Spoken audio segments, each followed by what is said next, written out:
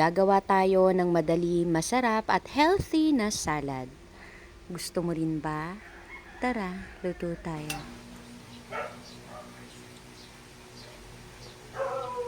Bali sa recipe natin ngayon, ito yung mga ingredients na kakailanganin. Apple, pipino, grapes, at lettuce. Bago natin ihanda yung mga gulay at prutas, gagawa muna tayo ng masarap na sauce na ilalagay natin dito sa gagawin nating salad. Sa isang bowl, pagsamahin lang natin dito yung mayonnaise, honey, lemon juice at sa pampalasa naman naglagay lang ako ng paminta at asin. Yung complete recipe po ng aking ginagawang salad ay ilalagay ko na lang sa dulo ng aking video.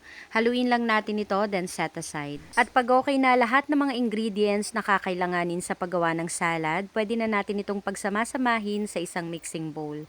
Then ilalagay na rin natin dito yung ginawa nating masarap na sauce kanina. After nating mailagay yung sauce, haluin lang natin ito ng mabuti hanggang sa malagyan na lahat ng ating mga prutas at gulay. Kung kakainin nyo na po pala ito, pwede nyo nang i-mix yung ating sauce. Pero kung hindi pa naman, pwede nyo ilagay ito sa chiller, then wag nyo munang ihalo yung sauce para hindi ito magtubig.